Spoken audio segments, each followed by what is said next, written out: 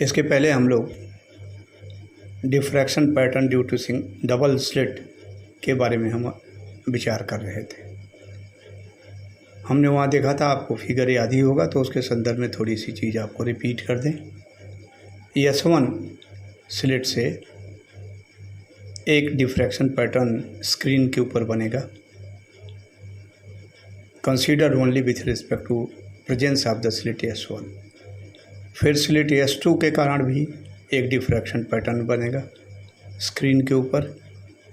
फिर S1 S2 दोनों के कारण यंग डबल स्लिट एक्सपेरिमेंट के संगत एक इंटरफेरेंस पैटर्न भी बनेगा स्क्रीन के ऊपर। और फिर एक इंटरफेरेंस पैटर्न, दो डिफ्रैक्शन पैटर्न जो अभी डिस्कस किए गए, इन सब से मिला हुआ एक moderated combined resultant diffraction pattern will be formed on the screen. P बिंदु पर जो बनेगा इमेज, P से आप परिचित हो, C पर अनडेविएटेड रेज के कारण इमेज बनेगी और P पर डेविएटेड रेज के कारण बनेगी which have been deviated through the angle theta. तो P पर जो इमेज बनेगी वो S1 से एक वेव निकल रही है जिसका रिजल्टेंट एम्पलीट्यूड है R and R is given by A sine alpha by alpha. मैं आपको अल्फ़ा आपको पता ही है, लेकिन फिर अभी वैल्यू आपको बताऊंगा।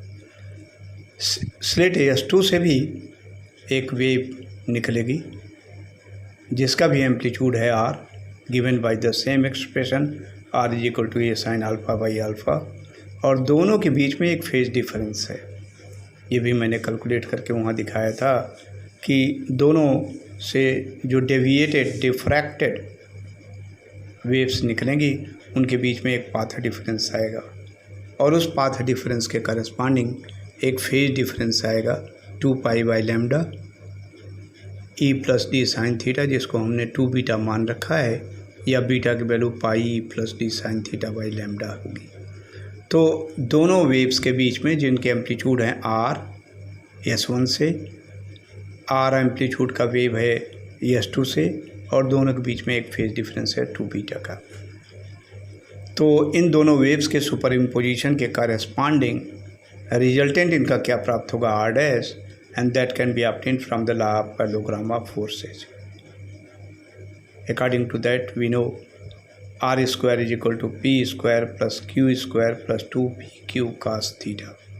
हम उसी को अप्लाई करते हैं। So we get the R dash square, the resultant square, which will be formed on the screen at the point P। R dash square, it is equal to P square R square plus Q square again R square plus 2 times PQ R into R and cos theta is cos 2 beta. Solve करें तो इसकी value आ जाएगी 4R square cos square beta. ये last term पे हम आपको बता चुके हैं।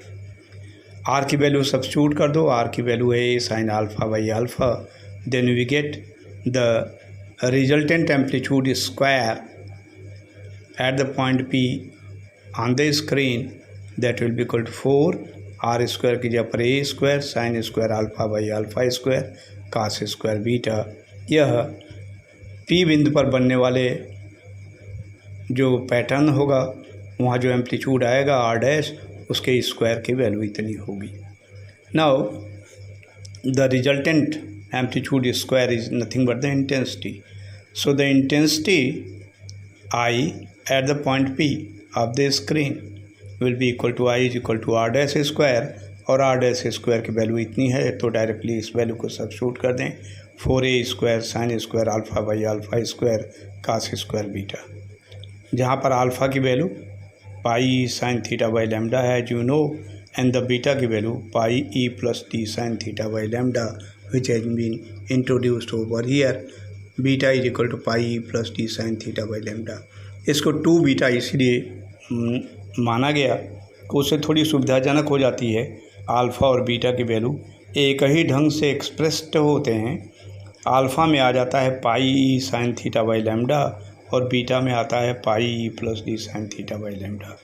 ठीक। तो ये मैथमेटिकल एक्सप्रेशन जो हमें प्राप्त हुआ for the intensity at the point P of the diffraction pattern on the screen due to double slit, ये क्या एक्चुअली रिप्रेजेंट करता है, क्या बताता है।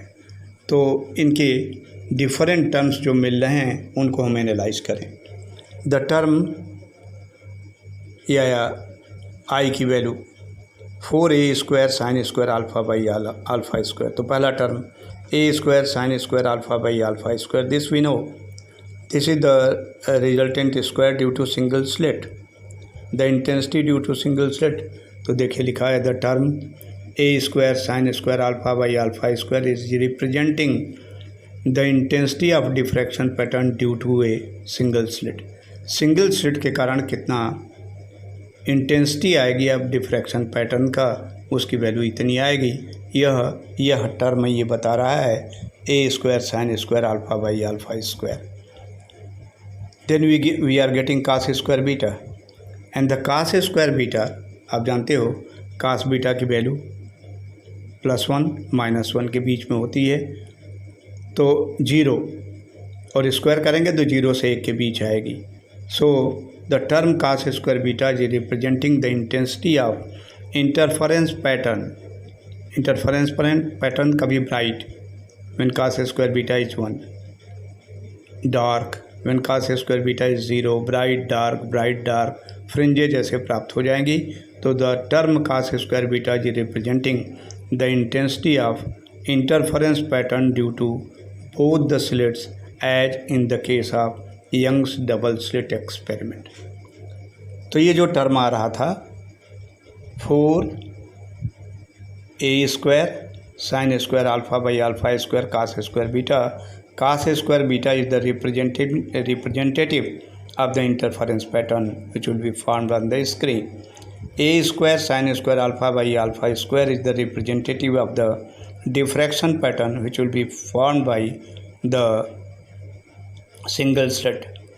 और सिंगल स्लिट दो हैं, S1 और S2, दोनों को जब कंबाइंड करते हैं तो रिजल्टेंट एम्पलीट्यूड 4a स्क्वायर हो जाता है। सिंगल स्लिट के कारण जो एम्पलीट्यूड a स्क्वायर आएगी उसकी 4 गुना हो जाती है। So this is the expression we are getting. अब एक चीज़ और देखो, the terms in the expression of I is thus representing the resultant intensity moderated due to diffraction and interference of above steps. एक तो आपको a square sine square alpha by alpha square है, diffraction pattern मिलेगा due to single slit. Cos square beta will give the nature of the interference pattern, और फिर इन दोनों का कंबाइंड इफेक्ट प्राप्त होगा, that will be the moderated due to the diffraction pattern of the single slit and interference pattern due to double slit. इन steps के कारण मिलेगा। एक चीज़ और देखिए, दोनों का ये मल्टीप्लिकेशन है a स्क्वायर, इन दोनों टर्म्स में से कोई एक यदि 0 होता है तो intensity will become equal to 0। So if the maxima of one of them is just located at the minima of the other one, obviously if maxima of one is located and coincides with the location of minima of the other or vice versa, the resultant intensity I at P will be 0। मैं फिर से इसको repeat कर दूं, मैं यहाँ फिर इस एक्सप्रेशन से बता रहा हूँ, a square sine square alpha by alpha square is the representative of the diffraction pattern due to single slit. Cos square beta is the representative of the interference pattern which will be formed due to both the slits like young double slit experiment। अब जब दोनों को moderate करते हैं, दोनों को एक दूसरे से कंबाइन करते हैं तो ये इसकी इंटेंसिटी 4 टाइम्स बढ़ जाती है। और एक चीज़ और फिर देखने को मिलती है कि इन दोनों में से डिफ्रैक्शन पैटर्न और इंटरफेरेंस पैटर्न में से दोनों में से कोई एक यदि 0 होगा तो 0 multiplied by anything it is 0, so intensity will become equal to 0। तो यदि एक का मैक्सिमा दूसरे के मिनिमा के लोकेशन पर लाई करता है, they are coinciding with each other, एक का मैक्सिमा दूसरे के मिनिमा पर या दूसरे का मैक्सिमा पहले के मिनिमा पर यदि लाई करता है तो there will be the resultant intensity is 0, a minima will be obtained. ये स्थित है। तो वही चीज़ यहाँ लिखा है, if maxima of one is located and coincides with the location of minima of the other or vice versa, the resultant intensity I at P will be 0। ये स्थिति प्राप्त हो जाएगी। अब डिफ्रैक्शन पैटर्न के लिए जो आपके लिए एक्सप्रेशन है, the diffraction term A square sine square alpha by alpha square, ये पहला टर्म, ये डिफ्रैक्शन की कैरेक्टरिस्टिक फीचर्स क्या ही होगी उसको बताएगा। इसमें एक आपको प्रिंसिपल मैक्सिमा मिलेगा। प्रिंसिपल मैक्सिमम जो मिलेगा that will be located at alpha is equal to 0। ये हम ऑलरेडी सिंगल स्लिट के केस में डिस्कस कर चुके हैं। और theta is equal to 0 and followed by minima. और मिनिमा कहाँ कहाँ आती है उसकी कंडीशन भी आप जानते हो। E sine theta is equal to plus minus m lambda where m is equal to 1 2 3 4 and so forth. So followed by minima and secondary maxima. और सेकेंडरी मैक्सिमा कहाँ कहाँ आएगा, alpha is equal to 3π/2 plus minus on both the sides, plus minus 5π/2 plus minus 7π/2। So followed by minima and secondary maxima of decreasing intensity on both the sides. The location of minima is given by E sin theta is equal to plus minus m lambda where m is equal to 1 2 3 and so on so forth, and secondary maxima and the location of secondary maxima is obtained through alpha is equal to plus minus 3π/2 plus minus 5π/2 plus minus 7π/2 and so on so forth। और इसके corresponding diffraction के लिए किस तरह का graph आता है ये आप देख चुके हो। प्रिंसिपल मैक्सिमम आता है अल्फा इज इक्वल टू 0 और थीटा इज इक्वल टू 0 पर। मिनिमा आता है alpha is equal to plus minus m pi पर। और सेकेंडरी मैक्सिमा आता है alpha is equal to plus minus 3π/2 plus minus 5π/2 plus minus 7π/2। और आपने साथ ही साथ ये भी देखा है कि सेकेंडरी मैक्सिमा की इंटेंसिटी घटती हुई चली जाती है सक्सेसिवली। यहाँ लगभग 22 गुना कम हो जाता है फर्स्ट सेकेंडरी मैक्सिमा पर। सेकेंडरी मैक्सिमा पर 61 गुना कम हो जाती है और थर्ड सेकेंडरी मैक्सिमा पर ये 121 गुना कम हो जाती है और इसके बाद घटती हुई चली जाती है, स्थिति बनती है। अब इंटरफेरेंस के लिए एक टर्म आया है कास स्क्वायर बीटा। मैंने बताया था आपको एक्सप्रेशन में कि a square sine square alpha by alpha square diffraction pattern का रिप्रेजेंटेटिव है।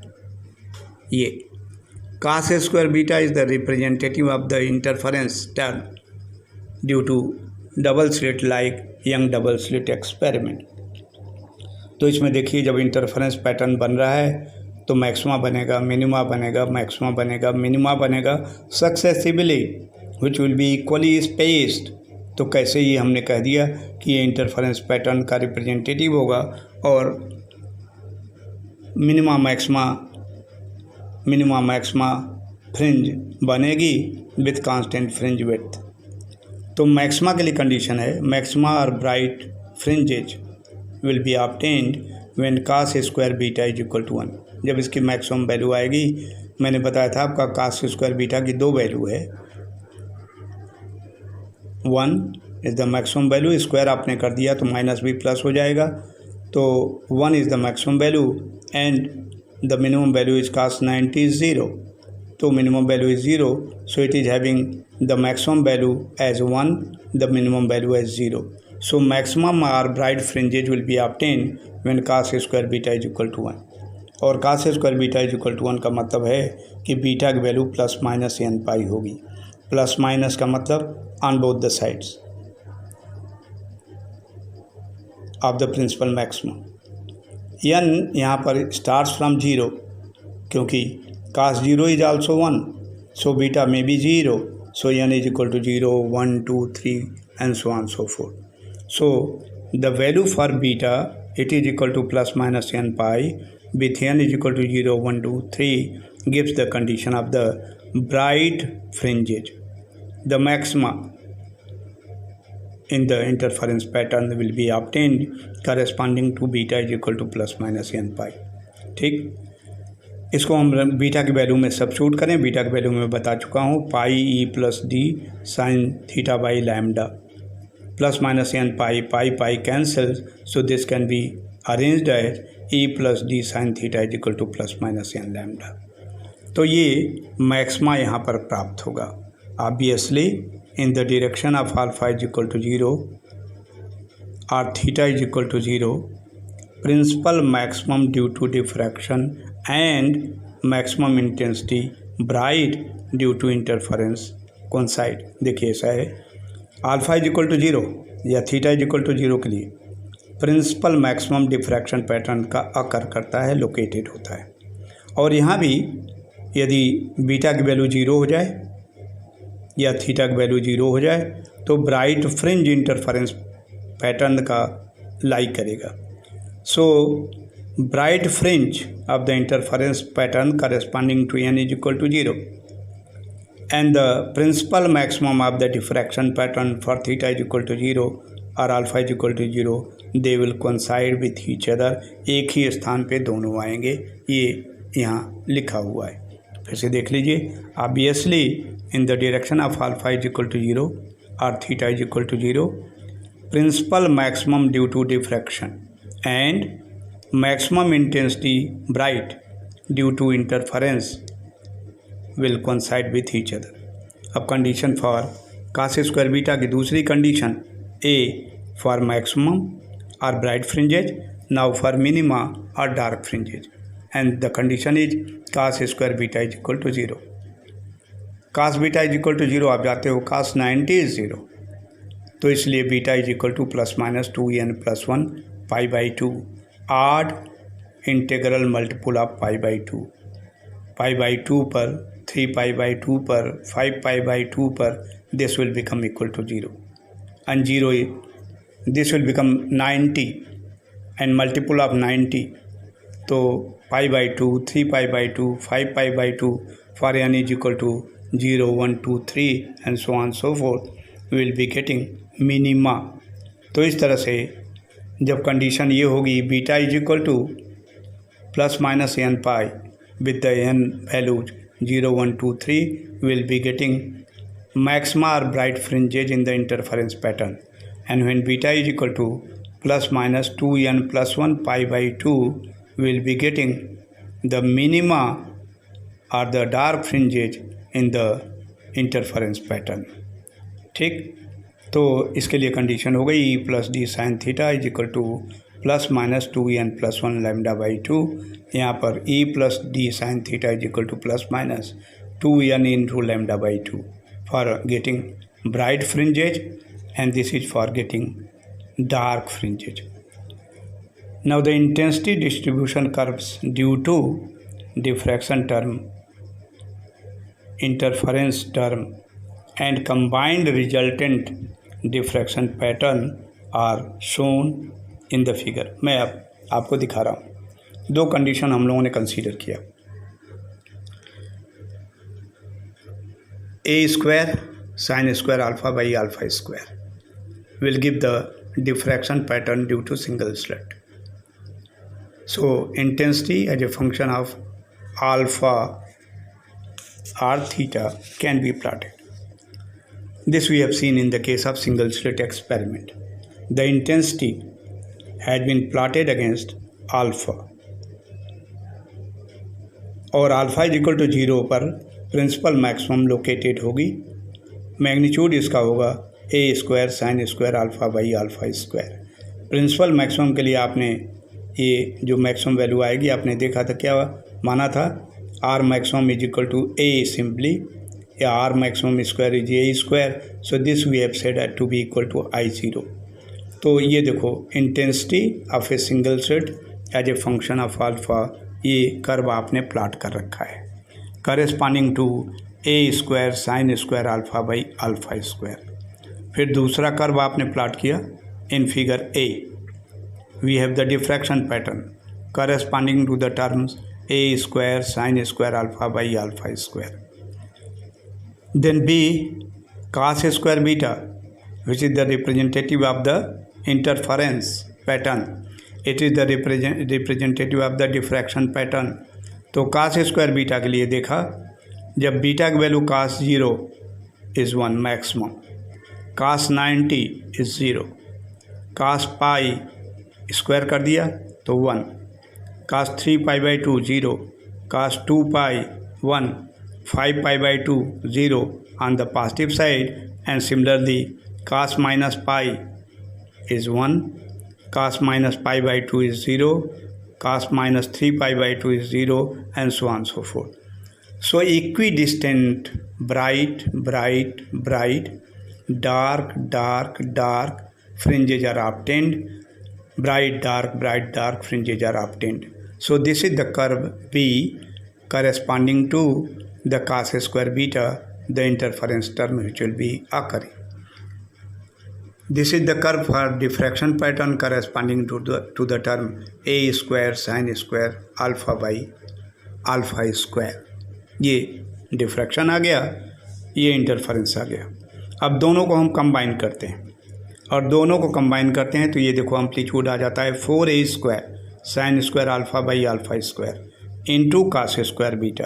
तो देखिए यहाँ पर अब फिर हमने प्लॉट किया है intensity 4a square sine square alpha by alpha square, the resultant amplitude square at the point P, and this is the intensity at the point P of the diffraction pattern on the screen. 4a square sin square alpha by alpha square into cos square beta. ये इधर हमने plot किया है, और इधर अभी देखो alpha में ये कर्व है, और अल्फ़ा की वैल्यू है pi E sine theta by lambda, और यहाँ पर एक्स एक्सिस पर बीटा हमने प्लॉट किया है. बीटा की वैल्यू है pi E plus D sine theta by lambda. तो इधर तो इंटेंसिटी कॉमन हो गई दोनों की, कोई दिक्कत है नहीं, लेकिन एक अल्फ़ा के अगेंस्ट प्लॉटेड है, एक बीटा के अगेंस्ट प्लॉटेड है. तो दोनों को हम कॉमन पॉइंट में प्लॉट करने का प्रयास करेंगे, और common point is the angle theta. आप जानते हो अल्फ़ा इज इक्वल टू 0 और थीटा इज इक्वल टू 0 पर प्रिंसिपल मैक्सिमम आता है. So this dotted curve is the principal maximum, secondary maxima, secondary maxima, and this is the minima of the diffraction pattern. They are coming, and this has been plotted in terms of theta. हमने theta is equal to 0 पर यह भी देखा है कि bright fringes corresponding to n is equal to 0 will coincide with the principal maximum, with the location of the principal maximum. तो ये n is equal to 0 का ब्राइट फ्रिंज है of the interference. n is equal to 1 के लिए ये second bright fringe है for n is equal to 1. अब देखो इसकी इंटेंसिटी उतनी नहीं होती है, थोड़ी कम हो जाती है, क्योंकि it will be adjusted in the lobe of the principal maximum. Principal maximum का जो इन्वेलप है, इस इन्वेलप के अनुसार ही ये हो पाएगा, इसके बाहर इसके बराबर नहीं जा पाएगा, क्योंकि देखो यहाँ पर 0 आ गया है. फिर ये यहाँ डिफ्रैक्शन पैटर्न की वैल्यू है, लेकिन चूंकि इसका मिनिमा आ गया इंटरफेरेंस पैटर्न का, तो रिजल्टेंट इज़ 0. यहाँ मिनिमा आ गया तो रिजल्टेंट इज़ 0, और यहाँ डिफ्रैक्शन पैटर्न का मिनिमा है, तो यहाँ पर इंटरफेरेंस का यदि मैक्सिमम अकर करता है तो वो 0 हो गया. ऐसी स्थिति बनती है. So this is the dotted is the diffraction pattern as a function of theta. This is the interference pattern, bright, bright, bright, bright, bright. This corresponds to n is equal to 0, n is equal to 1, n is equal to minus 1, n is equal to 2, n is equal to minus 2, and so on so forth. तो ये resultant curve प्राप्त होगा, moderated curve प्राप्त होगा as a result of the diffraction pattern due to single slit and the interference pattern due to similar to Young's double slit experiment. दोनों का जब combined effect resultant consider करते हैं तो यह हमको सिचुएशन प्राप्त होती है. अब इसमें क्यों, इसमें 1 2 3 यहाँ से शुरू करें तो 1 2 3 4 5, या दूसरे टर्म में n is equal to 0, n is equal to +1 -1, n is equal to +2, n is equal to -2. So 5 bright fringes are accommodated in the principal maximum of the diffraction pattern. तो ये 5 इसमें आएगा कि 3 आएगा कि 2 आएगा, कौन सा ऑर्डर मिस करेगा, तो इसके बारे में फिर हम कल आपको बताएंगे. सो this is all for today. Thank you very much.